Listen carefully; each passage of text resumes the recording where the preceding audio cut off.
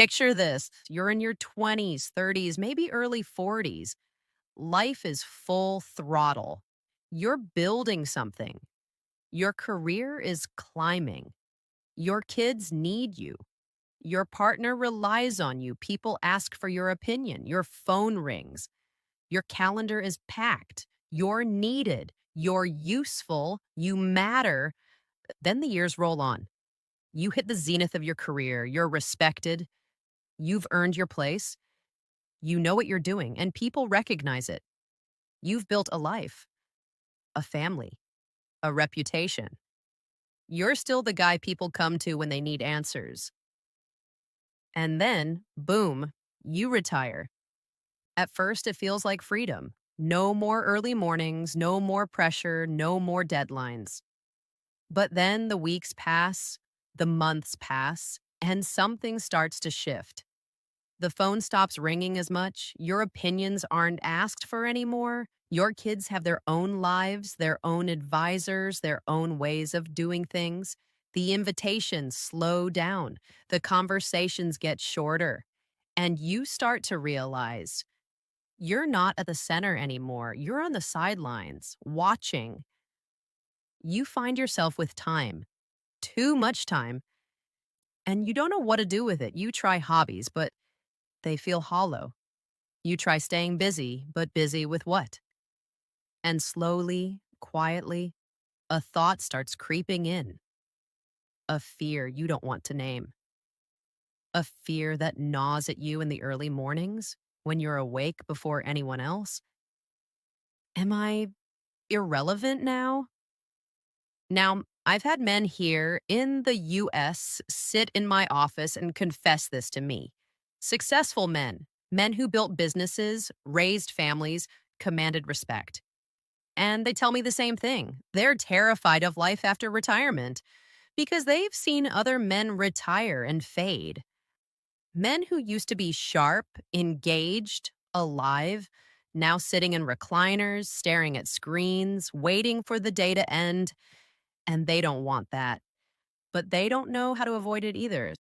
So let me name the fear clearly. The one secret fear every man over 60 has, it's not dying. It's not losing money. It's not even losing your sex drive. It's becoming irrelevant. It's the creeping sense that the world no longer needs you. You've spent decades being useful to your family, your job, your partner, and then suddenly you're retired. The kids are grown. Your opinions don't shape anything anymore. Your body starts betraying you. And the fear isn't just about weakness or mortality. It's about fading quietly into the background while life moves on without you. Men mask it with jokes, hobbies, gruff indifference, but underneath, it's the same thought gnawing at the core. If I'm not needed anymore, who the hell am I? Now, here's what I need you to hear. This fear, it's real, but it's also fixable. My dad faced it, my grandfather faced it, and my husband is already working on it now, so it doesn't become his worry when he gets to that stage. Because the men who thrive after 60 aren't the ones who avoid this fear. They're the ones who face it head on and do something about it. So let me show you how.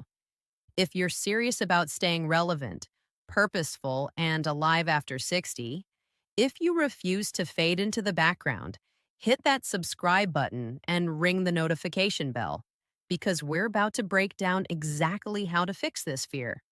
Not with theories, with real practical steps you can take starting today.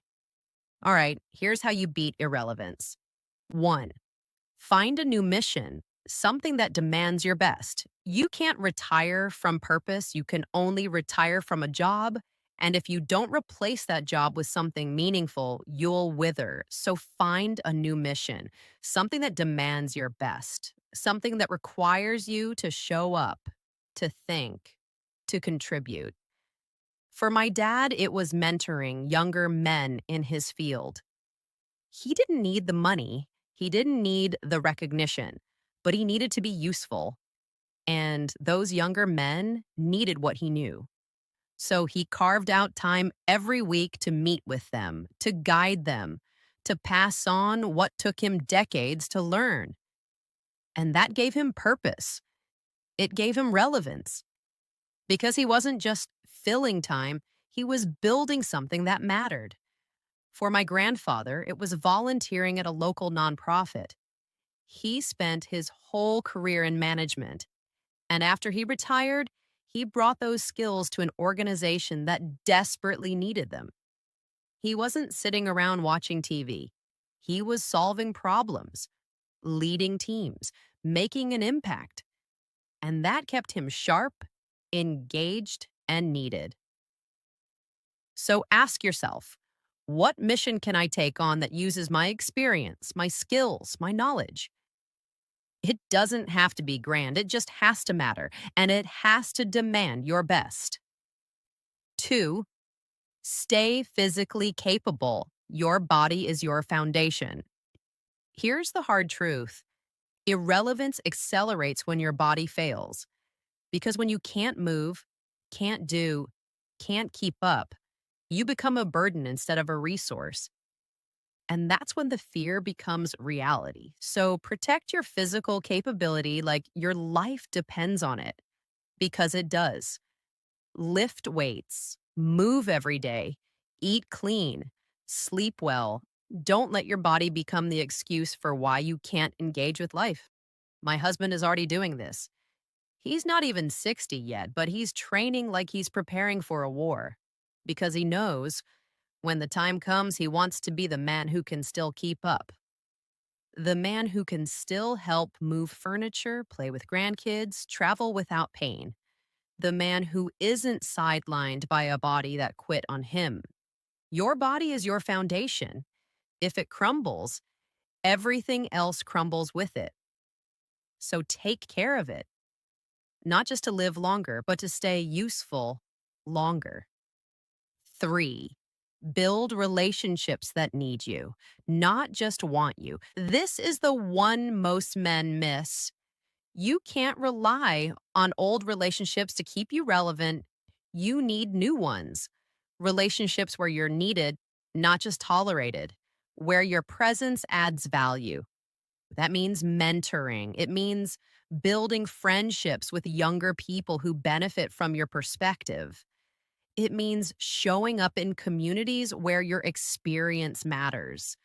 Because when you're surrounded by people who need what you have, you'll never feel irrelevant. My dad didn't just keep his old friends, he built new relationships with younger colleagues, with men in his church, with people who saw him as a resource, not a relic. And that kept him engaged. That kept him needed. So don't just coast on the relationships you've always had. Build new ones. Put yourself in places where your wisdom, your experience, your presence actually matters. Now be honest, do you feel this fear? Or are you already working to fix it? Drop a comment and let me know.